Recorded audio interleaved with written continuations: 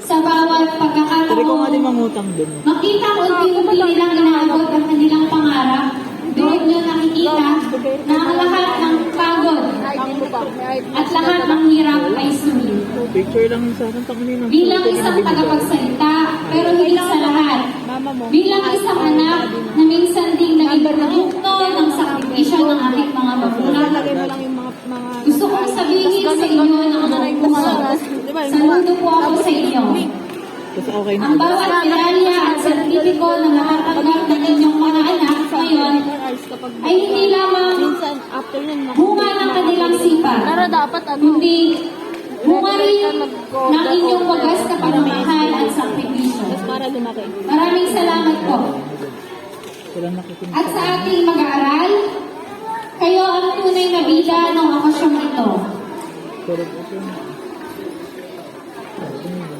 Salamat sa inyong sipag, tiyaga at dedikasyon sa pag-aaral.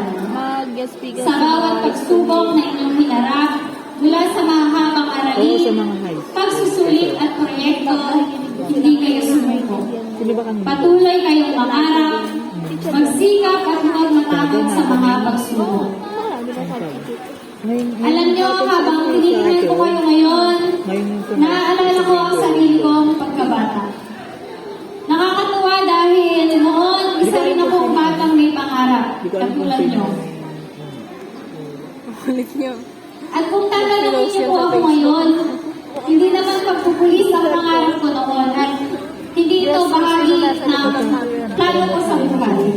Pero may mga bagay na nangyayari sa atin na hindi natin inaasahan. Akala ko sila lang nagsasabi. Mukha niya lang pinapost niya. Hindi naging madali. Yan kasawa niya.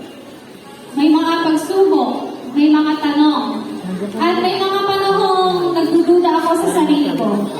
Pero nagtiwala ako kay Lord.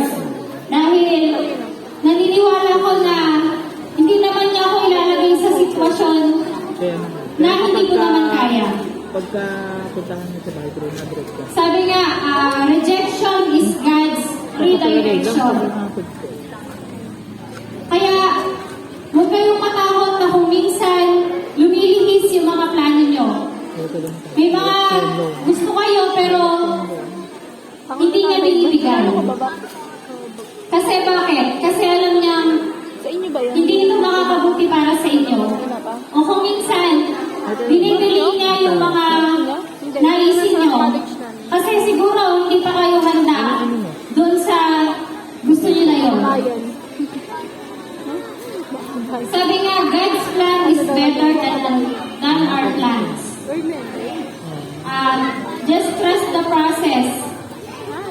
At patuloy na magtiwala sa kung ano ang plano ni Lord dahil mayroon siyang mas magandang plano para sa atin. And at the end, masasabi mo, Lord, ang ganda pala ng plano mo sa akin. Buti naghintay ako. Buti naniwala ako. At sa pagtatapos ng aking mensahe, nais ko pong iparating ang aking taus-pusong pasasalamat sa pagkakataong maging bahagi ng isang napakahalagang araw. Congratulations! Muli, maraming salamat at mabuhay sa akin. Tapos nakaganyan din ang TV.